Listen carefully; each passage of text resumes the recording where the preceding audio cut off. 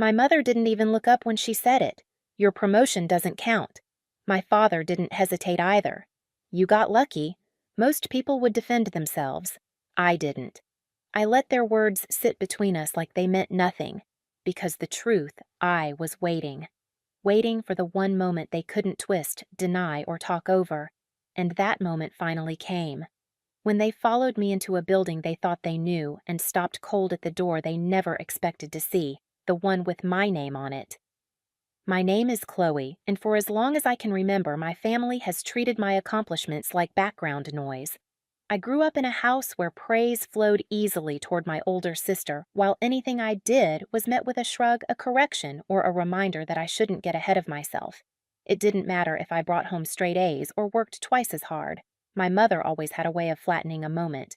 My father followed her lead sometimes without even realizing he was doing it. That was just the rhythm of our house, her voice deciding the value of things, his voice agreeing, and mine learning to stay small. Even now, at 32, those early patterns still echo. When I'd visit on weekends, my sister would talk about her new purchases, her problems, her plans, and my parents leaned in like she was the sun. The moment I mentioned work, they'd nod politely and pivot to something else. I used to think I imagined it, but over time, the pattern became too clear to ignore. They simply didn't believe I could ever be the successful one. It's strange how favoritism isn't always loud. Sometimes it's quiet, like the way my mother would ask my sister if she needed help with her bills but never asked me anything at all. Or how my father would brag about her job to neighbors but stumble when someone asked what I did. He'd say something vague like office work as if that covered it. As if specifics didn't matter, because I didn't matter. I work as a manager at an organization in the city leading a team that trusts me more than my own family ever has. But I never brought it up much at home. Talking about success in a place that believes you're incapable feels like pouring water into sand. It disappears before it lands. The Sunday before everything happened, we were all in the kitchen. My sister complained about overdue payments she needed help organizing. My mother turned to me with that tone she uses when she's pretending to be thoughtful. Maybe you can handle her paperwork, Chloe. You're not too busy, right? It wasn't a question. It was a certainty. In her mind, my work couldn't possibly matter. My father didn't look up from his coffee when he added, "She's got time. She always does." Maybe that was the moment something finally shifted inside me. I didn't argue. I didn't correct them. I simply nodded. And that quiet nod was the beginning of everything they never saw coming. I drove home that evening, replaying their voices in my head, each word hitting the same bruised place that had never fully healed. I had walked into that kitchen thinking maybe, just maybe, sharing my promotion would shift something. That after years of proving myself, they might finally see me differently. But when the moment came when I said I got promoted last week, it took my mother less than 3 seconds to cut it down. "Your promotion doesn't count," she said, wiping her hands as if she were brushing away crumbs. No curiosity, no congratulations, just a verdict. My father didn't even glance up. "You got lucky," he added, like he was commenting on the weather. My sister laughed softly, scrolling her phone. "Must be nice. Anyway, Chloe, when can you look at my bills? I need them sorted by Friday." The room kept moving, but I didn't. Something inside me tightened, not anger, not sadness, but a clarity I hadn't felt before. I realized, standing between the sink and the kitchen island, that nothing I ever said would matter to them. Words only gave them more opportunities to diminish me. So for the first time, I stopped giving them words. I just said, "I can look at your paperwork. Bring it to my office tomorrow." My mother raised an eyebrow. "Your office? Why there?" The disbelief in her voice wasn't subtle. "It'll be easier," I said. "More space." My father waved a hand. "Just print it at home or something. No need to act fancy." I didn't respond. That silence unsettled them more than any argument would have. On the drive back to my apartment, the city lights blurred against my windshield, and I thought about all the times I had tried to prove myself, all the achievements I tucked into conversations hoping they would finally stick, all the quiet disappointments I swallowed when they didn't. And somewhere between stoplights, I understood something deeply. I wasn't the same girl who needed their approval. I had built a career, a life, and a confidence that didn't rely on their belief. They just didn't know it yet. When I walked into work the next morning, my team greeted me with the warmth I never received at home. Someone had left a small card on my desk. "Congratulations, Chloe. You earned every bit of this." I traced the letters with my thumb, feeling something steady inside me. This place saw me. This place respected me. Around noon, my sister texted, "We're coming at 3. Don't be late. Mom wants to stop by too." Of course she did. The moment she heard office, her curiosity kicked in. Not pride, just suspicion. I imagined her whispering, "Let's see what Chloe really does all day." I didn't correct the assumption. I spent the rest of the afternoon preparing not paperwork, not explanations, but space. Space for the truth to stand on its own.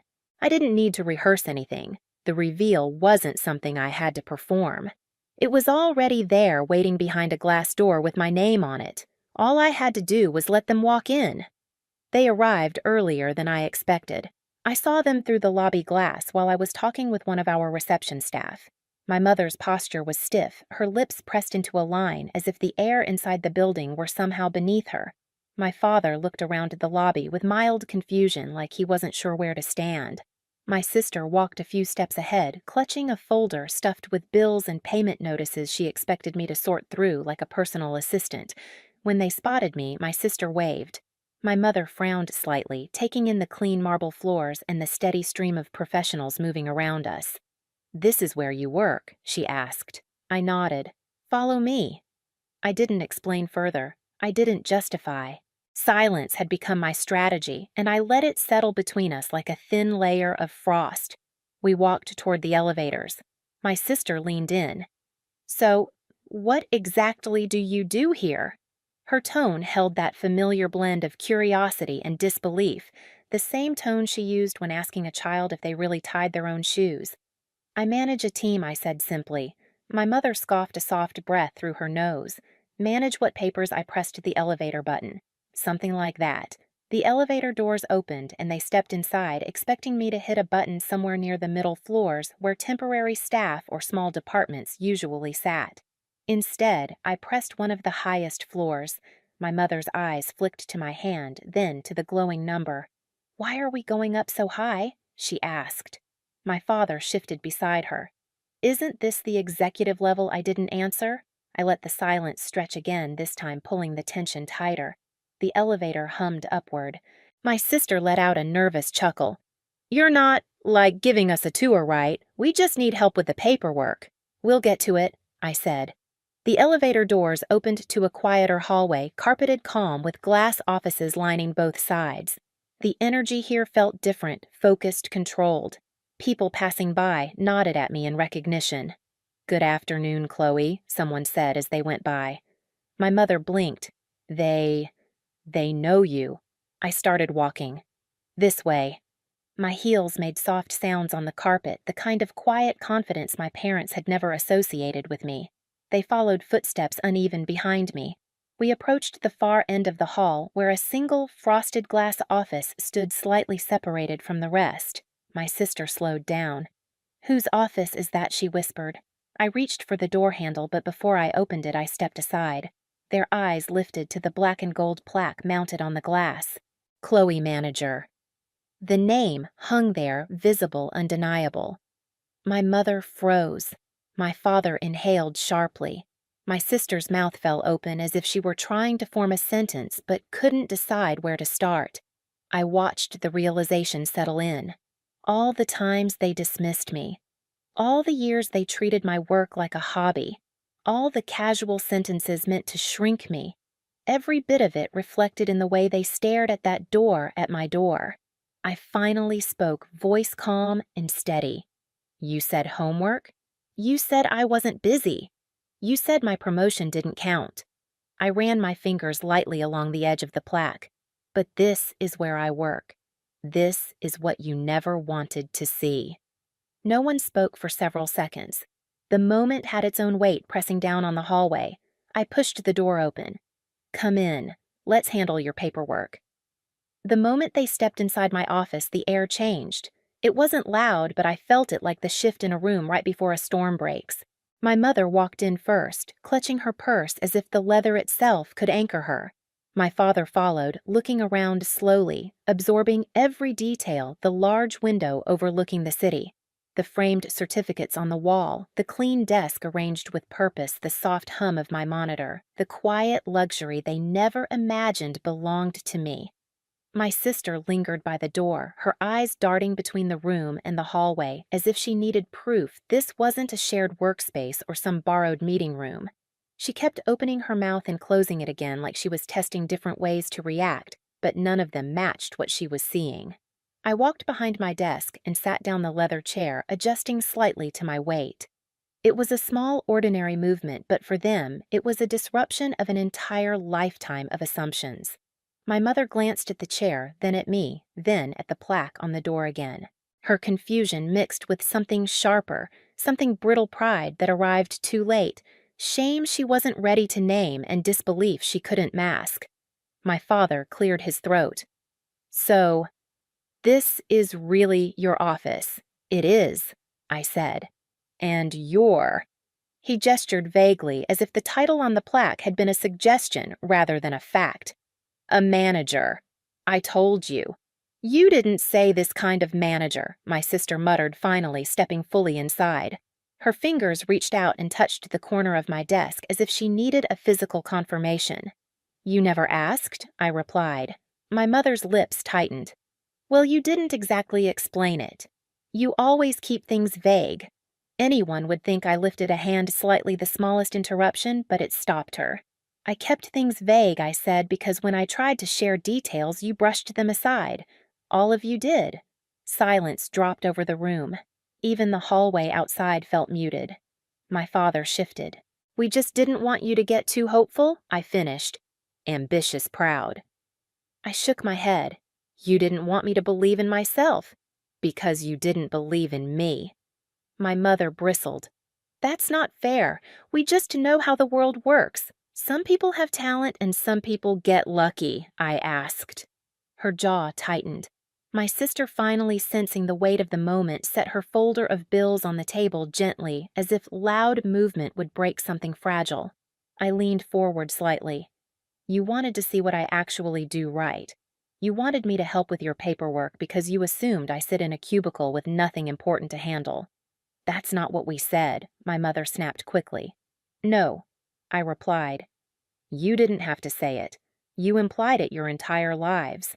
My father stared at the certificates behind me, leadership courses, project awards, my degree, like they were artifacts belonging to someone else. "I didn't know you had all this." "You never asked," I repeated. "You assumed you already knew everything worth knowing about me." My mother crossed her arms. "Okay, fine. You have an office. A nice one. But that doesn't mean it doesn't mean my promotion counts," I asked quietly. Her throat bobbed. She looked like she wanted to argue but couldn't find the word that wouldn't make her sound wrong, and that perhaps more than anything was the real shift happening in this room. For once their words weren't enough to rewrite reality. I turned to my sister. "Open your folder." She hesitated, then sat opposite my desk, spreading the papers carefully.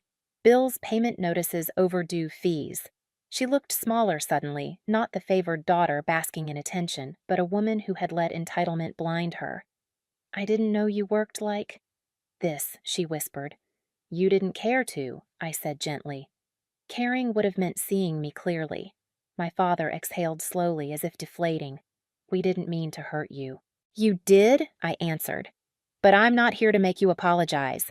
I'm here to show you who I am now, and to stop letting your opinions decide anything about my life." My mother looked around the room again, the skepticism fading into something softer, quieter. I didn't think—" She trailed off, unable to finish the confession.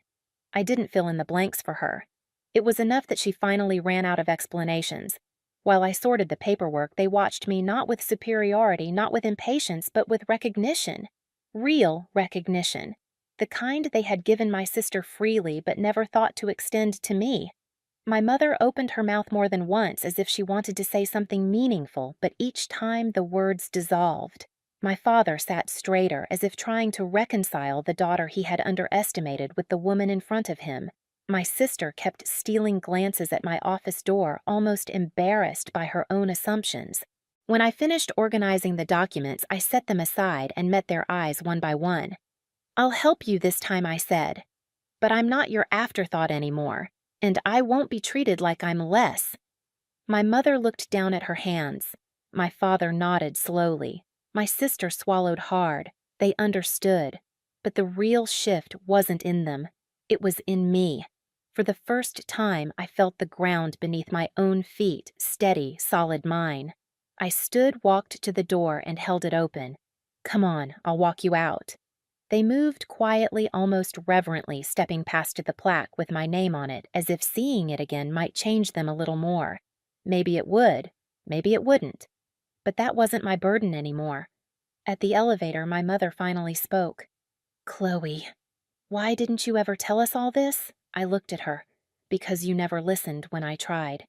The doors opened with a soft chime. They stepped inside, still carrying the weight of their realization. I stood in the hallway watching the doors close between us, not as a barrier, but as a separation I had needed for years. And when the elevator descended, I walked back to my office, my name waiting for me exactly where it belonged. When I returned to my office, the late afternoon light had shifted, turning the room a soft gold. It felt quieter than before, not empty but settled, like something heavy had finally been put down. I sat at my desk for a moment, letting the silence stretch. For years, I'd imagined what it would feel like to finally be seen by my own family. I thought it would be triumphant, loud, explosive, but instead it felt peaceful.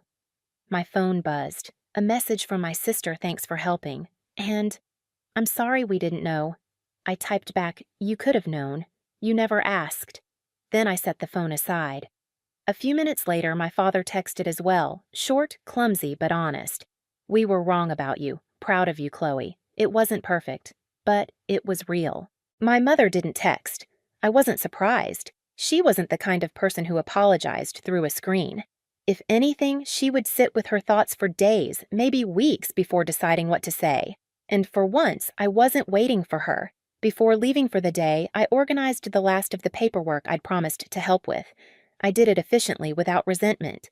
Helping them wasn't the issue, it never had been. The issue was being treated like I had nothing to offer. Now they knew better. As I turned off the lights and stepped into the hallway, I felt lighter. Not because they had changed, but because I finally had. I walked out of the building that evening with the city humming softly around me, the sky turning a deep blue. For the first time, I wasn't carrying their doubts with me. My life, my work, my worth, they weren't up for debate anymore. Sometimes you don't win by shouting or proving anything. Sometimes you win by letting people walk straight into the truth they never bothered to see. And if you've ever been underestimated by the people who should have known you best, you're not alone. Share your story below and don't forget to subscribe for the next one.